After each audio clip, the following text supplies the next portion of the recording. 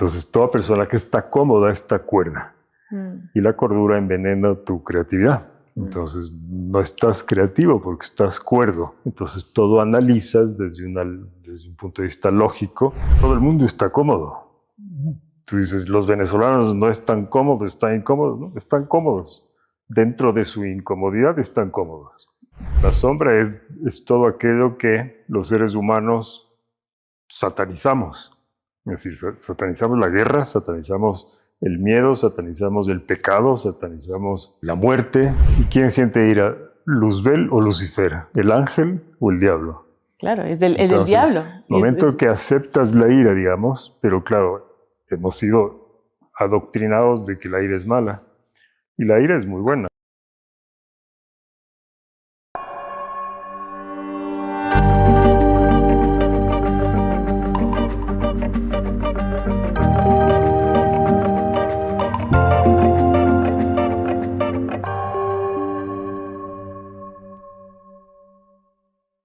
Bienvenidos al segundo podcast de Desnudarte. Hoy tengo a un invitado súper especial que ha sido mi mentor por más de 15 años. He trabajado muchos años con él y sobre todo he crecido yo mucho como persona.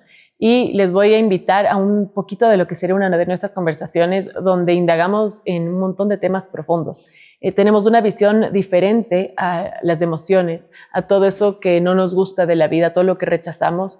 Y vamos dándole vueltas, vamos armando tipo este plato con todos los ingredientes que vamos creando. Hablamos de la masculinidad, hablamos del rol de madres, hablamos del rol del machismo, el feminismo, todo exploramos un montón del abanico, de la riqueza de nuestras conversaciones de aquí y la verdad es que te va a encantar. Ven y escucha, lo vamos a dividir en 3 episodios porque realmente está riquísima esta conversación. Solo, Rudolf, gracias. No, a ti. Gracias por estar aquí. I feel honored. He tenido tantos años contigo haciéndote preguntas y la verdad es que tienes el regalo de cambiar y siempre te haces las preguntas. Así que de ponerte en un lugar donde te toca responder, me siento honradísima. Eso es un gift para mí. Así que vamos a comenzar. ¿Qué te hace pensar que te voy a responder? Yo sé, sé que le vas a dar retórica y eso, pero bueno. Pensar que me vas a responder preguntas me da alegría. Veamos qué pasa. Ok, a todos nos encanta una rica conversación, una que después de 10 años la saborees y que la recuerdes. Si tendrías que invitar a alguien a cenar, vivo o muerto, de toda la historia, ¿a quién sería y por qué? Invitar a cenar. Ajá, para tener una rica conversación. Haría un banquete. No, de broma digo. A ver, siempre he pensado, esto es una respuesta, es algo que he pensado toda la vida. Tú tienes hijos y tienes 2 hijos y cuando los encuentres que están peleando el uno con el otro, si quieres equivocarte, lo único que tienes que hacer es tomar partido. Es decir, él es la víctima porque él es el que llora y él es el malo porque no llora. Entonces, el momento que tomas partido, ya te equivocas. Porque siempre tienes que escuchar las 2 versiones. Entonces, si tendría que invitarle a alguien a cenar, sería pues a un señor que fue expulsado de su reino, que se llama Lucifer. ¿Y por qué? Porque me gustaría escuchar la otra versión del cuento. Porque si solo lo escucho a la Caperucita, pues siempre lo va a ser el malo. Entonces, creo que a él le invitaría a Satanás. Me encanta y por eso comencé con esta pregunta porque yo he hecho esta pregunta a varias gente y todo el mundo siempre es a Jesús, a Jesús, a Jesús, a Jesús. Y entiendo por qué. Esta historia del bueno y de querer ser el bueno es que nos atrae y tener a alguien que se puede sentar aquí al frente mío y decir, a Satanás, quisiera conversar, escuchar la otra versión, refleja mucho el trabajo que hemos hecho juntos, que siempre es incluir, integrar a todo y no separar, que es divide and conquer. Tú has hecho el opuesto en mi trabajo, conmigo, que es juntar, integrar. Porque no importa cuán delgado tú vas a cortar un jamón, tú vas a cortar un queso, no importa cuán delgado cortes el slice, digamos, siempre la vida va a tener dos lados, el positivo y el negativo. Entonces, Satanás es solamente el lado negativo de la totalidad. el ángel es el positivo y Dios es la totalidad. Por eso digo yo, Dios es ángel diablo. El contrario del diablo no es Dios, es el ángel. Dios es la pila completa. El momento, si el ser humano no integra pues a su Satanás, a su guerrero, a su sombra, como decía Jung, es incompleto, es patojo. Entonces, para llegar a Dios tenemos, o al concepto que cada uno tenga de Dios, tenemos que incorporar aquello que satanizamos, que en la religión es Satanás, o la guerra. Esto que acabas de decir es tan importante, porque no importa qué tan New Agers sean los grupos o qué tan unwoke sean los grupos, siempre hay esta búsqueda de separar y de poner a un lado, de alguna manera reprimir inconscientemente a la sombra. ¿Cuál ha sido tu sombra? ¿Qué es algo que te ha costado a ti integrar en tu vida? La sombra es, a ver, se le llama la sombra, o es un decir la sombra, porque Jung, el psicólogo, le damos la sombra, pero la sombra es todo aquello que los seres humanos satanizamos. Es decir, satanizamos la guerra, satanizamos el miedo, satanizamos el pecado, satanizamos la muerte. Todo lo que no queremos. Todo lo que nos genera temor, nos satanizamos al lobo y elogiamos pues, o adoramos a la caperucita, todo lo positivo. Entonces, curiosamente, el concepto de la iluminación, todo esto son ideas mías o interpretaciones mías, pero el muy concepto, valiosas. ¿quién se ilumina o qué es la iluminación o el Buda? ¿Cómo se iluminó el Buda? ¿Cómo se iluminó Jesucristo, Zoroastro o el que fuere? Incorporando su sombra. Es decir, y para eso hay que bajar a donde vive el señor Lucifer, que es a los infiernos. El infierno de tus pasiones. Entonces, un hombre que no ha vivido y que no ha aceptado sus pasiones no ha bajado al infierno, digamos, no puede incorporar su sombra. Entonces, es patojo. ¿Cómo se ve ese infierno para ti? La sombra que todos tenemos es aquello que en algún momento nos ha avergonzado. Entonces, el mundo actual pues se conoce como la comunidad gay, por ejemplo, se dice salió del closet. ¿Qué salió del closet de una persona gay? Salió su sombra. Aquello de lo que antes se avergonzaba, pues sale y ahora aquello de lo que te avergonzabas, curiosa y paradójicamente, en el futuro te adorna. Entonces, es como el loto, la flor del loto, ¿en dónde florece? De lodo.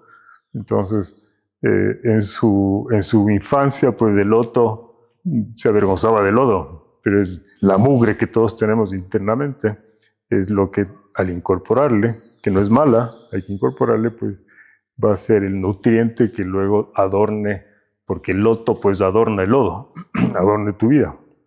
Entonces, claro, esto, una cultura judeocristiana como la que vivimos, esto es blasfémico, pero no estoy aquí para vender mentiras piadosas. Nunca lo he hecho. Por eso que estamos conversando, me encanta, que sé que puede ser riqueza. Sin embargo, no te voy a dejar evitar un poquito, porque una de las cosas que pasa es cuando tenemos mentores, como tú has sido para mí los últimos 15 años, tendemos a iluminarles a estos gurús, que les vemos que no han tenido esos altos y bajos. Y una de las cosas que a mí me encanta el trabajo que tú has hecho conmigo es que has humanizado al gurú.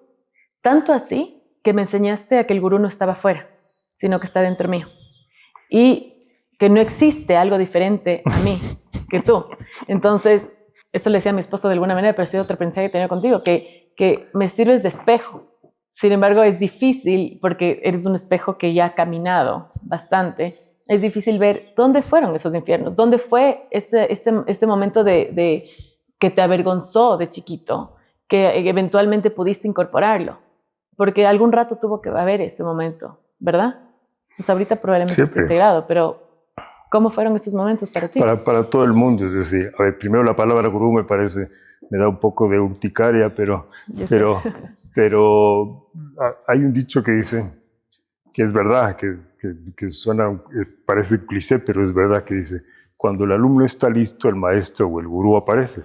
Y un gurú puede ser el perro, o puede ser un árbol, o puede ser un pájaro. Entonces no es que el gurú y tiene que sentarse en posición de loto, pues no. El gurú es aquella persona que de alguna manera, o persona, o, como digo, puede ser cualquier parte de la, de la naturaleza que sea para ti un oráculo. Pues, y un oráculo no es nada más que una que te ilumine la respuesta, digamos, o que te haga encontrar la respuesta dentro de ti mismo. Por eso el dicho no está completo, como te lo dije. Dice, el momento en que el alumno está listo o el discípulo está listo, el maestro aparece, pero el momento en que el discípulo está realmente listo, el maestro desaparece. Entonces, ¿por qué? Porque ya has encontrado a tu propio maestro interno. Entonces, pues, un maestro lo único que puede hacer es dirigirte al maestro que todos tenemos dentro. Solo déjame destacar esto porque lo que acabas de decir es súper valioso y es esta frase de que no es simplemente que cuando el estudiante está listo, el maestro aparece, sino que cuando el estudiante está realmente listo, el maestro desaparece, porque te encuentras que no existe nada externo, sino que eres tú y que te encuentras con tu sabiduría interna, porque dejaste de buscar afuera y comienzas a buscar adentro. Esa es otra manera de ir integrando a ti mismo. Sí, ¿y en dónde está tu sabiduría al momento que incorporas a tu Satanás, a tu sombra, aquello de lo que te has avergonzado? Entonces, y has rechazado, digamos. Entonces, incorporas el lado negativo de la pila, porque la vida es una pila que tiene dos polos, y a nadie se le ocurriría, pues, comprar una pila y pedir que solo le den con dos polos positivos, porque la linterna no se enciende. Necesitas el polo negativo. Necesitas a Satanás para que se prenda la chispa y haya la luz que muchos llaman Dios. Entonces, es eso. Necesitas la muerte, que no, el contrario de la muerte no es la vida, es el nacimiento. La vida es la pila completa. Entonces, la muerte es un lado de la pila y el otro lado de la pila es el nacimiento. Aprovechando que tocaste el tema de la muerte ahorita, ¿tienes algún hunch de cómo vas a morir? Como quisiera morir, no sé si sea corazonado, ¿no? Pero sentado, mirando al mar, al Mediterráneo, en un risco ahí. No sé por qué, siempre me gustaría morir mirando al mar. Hemos hablado constantemente contigo de las cosas que nos representan, de cómo vemos al mundo, ¿no? Entonces, si serías un animal, ¿qué animal serías? ¿Y por qué? Si yo sería un animal, es que soy un animal. Eres un animal, sí. Todos somos animales, todos somos animales. Si yo sería un animal, yo creo que sería un lobo. ¿Por qué? ¿Qué 3 características tiene un lobo? Porque tú puedes llevarle al circo y hacerle hacer piruetas y hacerle hacer gracias a un tigre, a un león, a un oso, pero a un lobo no le haces hacer nada. Wow, nunca había visto esta parte del lobo. ¿Tú no has visto nunca un lobo en un circo? Nunca. ¿Qué otras cosas tiene un lobo? ¿Qué crees que no, te sí, un lobo, digamos, a un lobo no le puedes domesticar. Y la sociedad, pues, nos domestica. ¿Y cómo nos domestica? Pues, proveyéndote comodidad. Entonces, el momento que estás cómodo en la vida, ¿para qué te da toda la comodidad un padre a veces o una madre? Para domesticarte y que no te alejes. ¿Para qué le domestica el pueblo, el socialismo al pueblo? Para que esté cómodo, le da todo, le da muchas cosas gratis, digamos. ¿Y ahora qué requiere una persona para que no se enganche con la comodidad? ¿Qué requiere tener para que no se domestique? Si una persona tiene esto, no se va a domesticar. ¿Qué sería eso? Es decir, conciencia de que la comodidad es, como digo yo, es asintomática. Estás con diabetes, no sabes si estás con diabetes porque es asintomática, pero enferma porque produce cordura. Entonces, toda persona que está cómoda está cuerda. Y la cordura envenena tu creatividad. Entonces, no estás creativo porque estás cuerdo. Entonces, todo analizas desde un punto de vista lógico y si no te hace sentido, pues no te lanzas, no te arriesgas. Estás muy cuerdo. ¿Y por qué estás cuerdo? Porque estás cómodo. Entonces, ¿y por qué estoy...? no quiero perder la comodidad, tengo temor a perder la comodidad y por eso es que analizo mucho y me quedo cómodo, no me arriesgo, digamos. Ahora, ¿qué pasa con la gente, hablando un poco de la pirámide de Maslow, que no está cómoda, que no tiene sus necesidades básicas conocidas? ¿Todavía está cuerda? Porque lo que yo te escucho decir de alguna manera es que la comodidad te mantiene en la cabeza. Tú lo dices cuerdo, lo dices mucho más elocuente, lo que puedo decir, pero que te deje en la cabeza, que te deje en este lugar intelectual con el que razonas la vida. Mientras que hay este otro espacio donde está todavía el salvajismo, la capacidad del wilderness in yourself, el you be wild yourself, donde eso no pasa cuando estás cómodo. Pero ¿qué pasa con la gente que no tiene las necesidades y todavía no está en este lugar más salvaje, más conectado al corazón, si quisiéramos decirlo así? O sea, ¿cómo van estos rangos, no sé si son rangos o este camino, de pasar de la cabeza al corazón? Es que todo el mundo está cómodo. Tú dices, los venezolanos no están cómodos, están incómodos, ¿no? Están cómodos. Dentro de su incomodidad están cómodos. Claro, entonces, eso es el estado, claro, entonces va a llegar un momento, el día que estén más incómodos realmente, porque la frustración, si tú le preguntas a un pueblo que está sufriendo, digamos, como están sufriendo pueblos, sin mencionar nombres, pero pueblos en el mundo, pues bajo regímenes dictatoriales, están cómodos. Y tú dices, no están cómodos, están incómodos. Están cómodos dentro de su incomodidad. Como la historia del sapo, ¿no? Exacto, y se sienten frustrados e impotentes. La frustración y la impotencia es un caldo, es una sopa en donde hay 51% o más de miedo y 49% o menos de ira. Entonces, la frustración es un caldo en donde hay más ira, un poquito más de ira que miedo. Perdón, de miedo que ira. Eso se llama frustración. El día y te quedas cómodo todavía. El día que tengas más ira que miedo, Maduro dura 10 minutos. El día que el pueblo venezolano tenga más ira que miedo. Pero tiene miedo a perder lo poco de comodidad que le queda. Entonces, ¿por qué? Porque han comprado mentiras piadosas de alguien que les da algo gratis.